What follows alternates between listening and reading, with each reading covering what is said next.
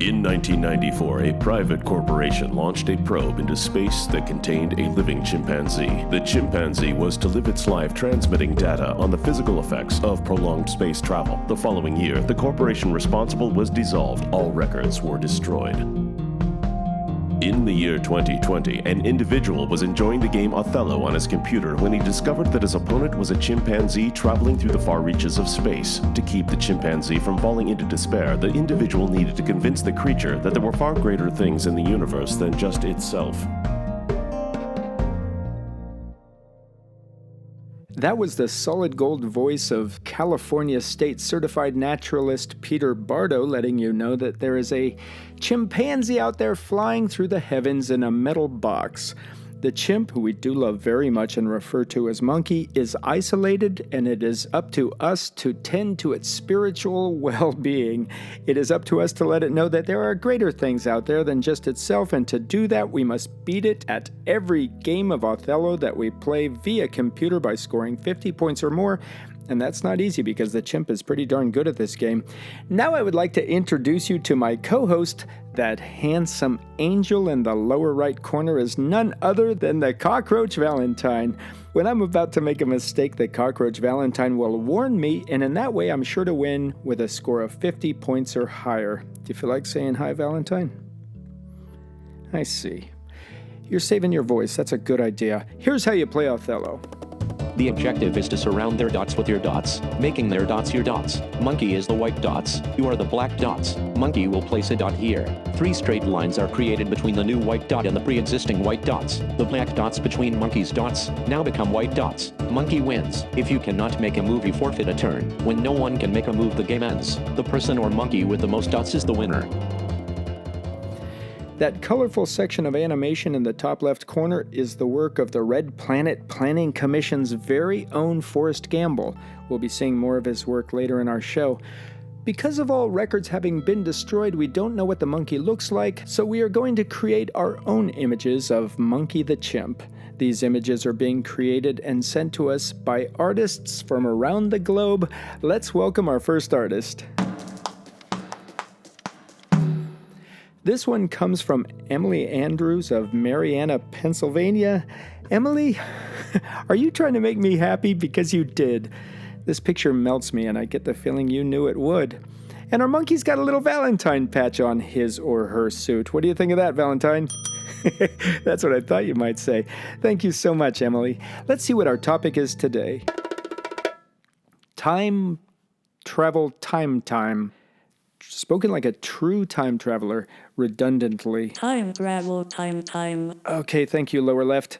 Here's why this one is so easy. I have always been a time traveler.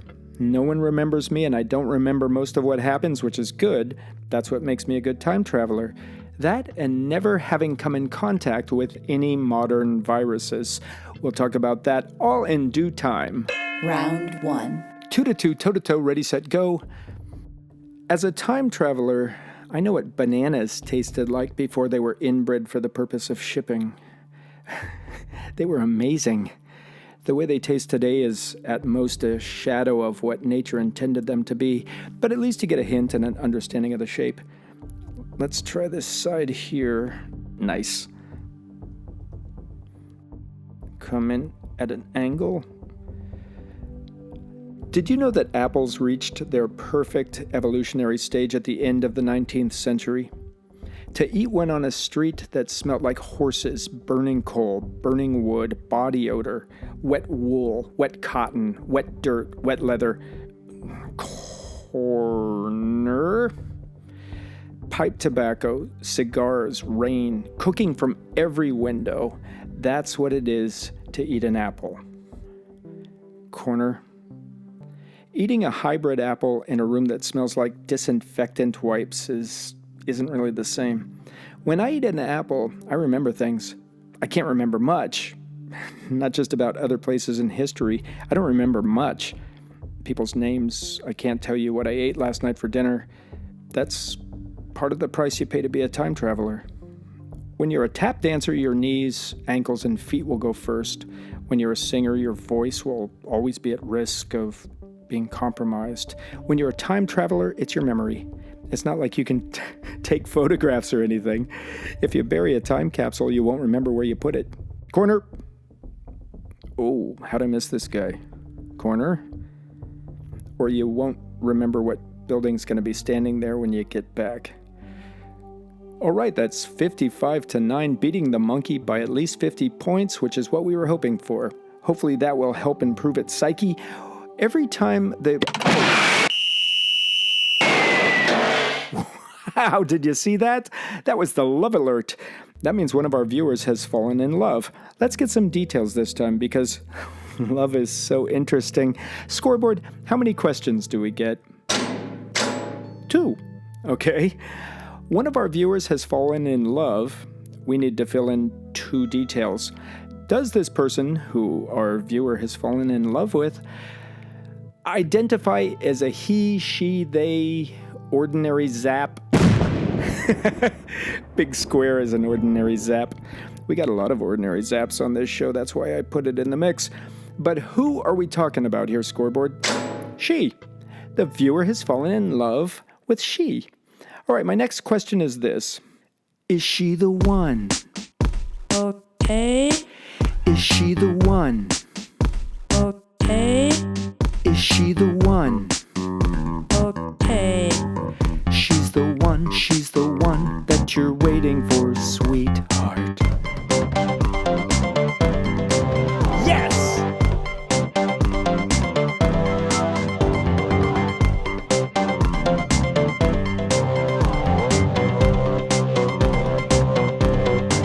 Is she the one? Okay. Nope, lower left. The song has ended. Let's welcome our next artist. Oh my gosh, that is awesome. Look at that. Monkey just got 4 diagonal, but there's still no way she's gonna win. It's nice to see that she's got 2 places to sit. That can make a huge difference. Let's eliminate one of them by zooming in and taking a closer look. This one comes from author, illustrator, animator, and musician Anson Obvious of Waukesha, Wisconsin. Anson is no stranger to putting 2-dimensional monkeys into this world, and I am absolutely thrilled that he chose to be a part of this program. Thank you for what you do, Anson. This picture is wonderful. Round 2. 2-2, toe-to-toe, here we go.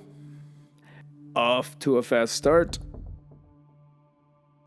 So one of our viewers has fallen in love. That brings up an interesting question.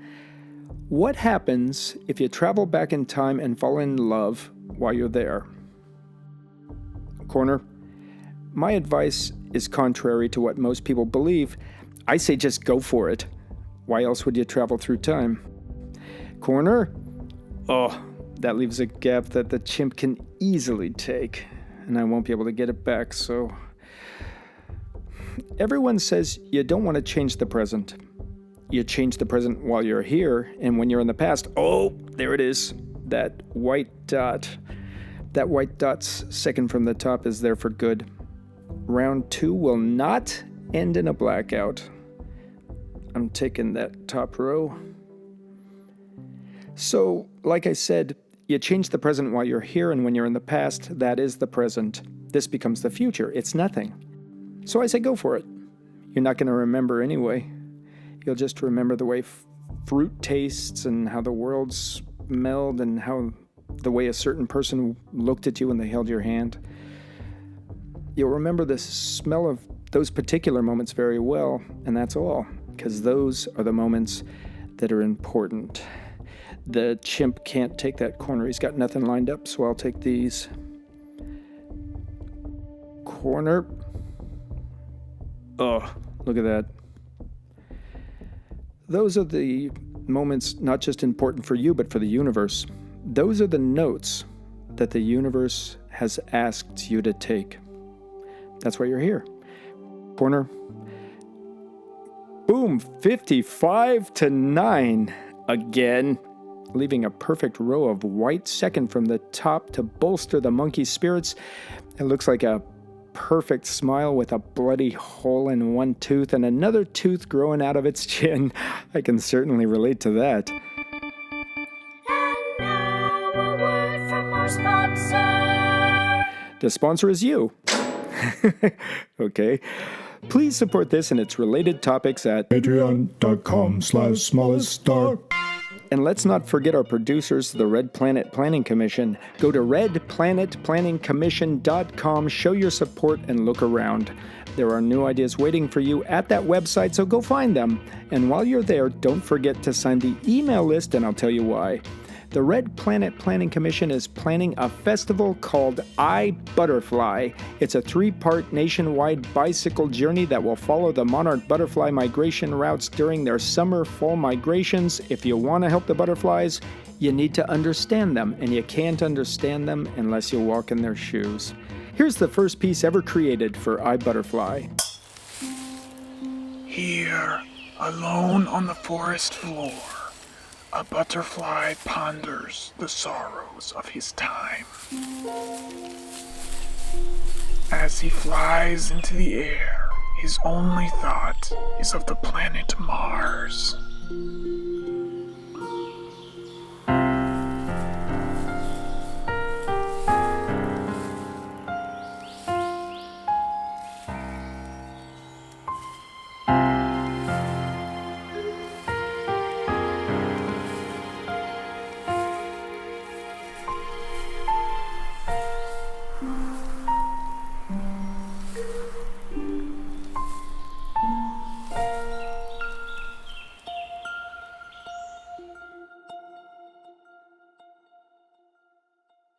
That piece was written, directed, and animated by Forrest Gamble, 3D animation created by Forrest Gamble and Joe Gamble, voiceover and sound design by Forrest Gamble, with music by the Red Planet Planning Commission. If our event turns out as wonderful as that animation, then we have a winner on our hands. So go to redplanetplanningcommission.com, sign the mailing list, but before you go, please hit like and or subscribe on this channel. Before we begin round 3, let's introduce our third artists. Oh my, this one comes from Enrique Astronata from Bariloche, Argentina. Enrique sent us a collection with varying backgrounds to fade between. Nice. Thank you so much, Enrique. It would seem that years of isolation, space radiation, zero gravity, and whatever diet they have our poor boy or girl chimpanzee on has distressed our sweet little monkey's facial features, but it's up to us to put a smile on Monkey's face, and that's what we're here to do. So let's get at it. Thanks, Enrique. Round 3. 2-2, toe-to-toe, here we go. Boom, off to a fantastic start. I know that some of you are wondering if time travel poses a threat of transporting modern viruses to a society that has not developed an immune system for them. No, it does not. Time is a script that is being written. Nothing that has not been written can be possible. You can travel to the past and then return to where you left off as long as you are not in possession of a living organism that could not have existed at another point in time. Variations created through combinations in DNA are acceptable. It's like mixing 2 glasses of water. It's a combination of an existing combination. Mutations, on the other hand, are not able to travel outside of the realm of their own existence. Viruses mutate very quickly. The human immune system mutates to combat the viruses. Corner. The virus will either mutate to combat the changes in the human body or perish. That means if you have evolved to survive viruses, and the viruses that you contain have evolved to survive you, then neither you nor the viruses can travel back to any point that predates you or their evolution. You can only go back as far as your own immunities. Viruses aren't attracted to me. I never get sick. Corner. Monkey hasn't come in contact with any new diseases since 1994. Her situation is the opposite of mine, but the outcome is the same. Only she travels through space, I travel through time. Or at least I used to. That's all in the past. Corner. I'd rather stay here with you, Valentine, and help this monkey who I just beat by 55 points again. Monkey got 3 9s in a row. If we had time, I would play again so Monkey could win one or get another 9. It takes 4 9s to make 100. Right, lower, left? Right, lower, left? 99 plus 9/9. which equals 1 is 100. We'll have to sleep on that one. Good night, monkey. Go to sleep, little monkey. Close your eyes and dream. Nothing is ever as bad or as good as it seems. RedPlanetPlanningCommission.com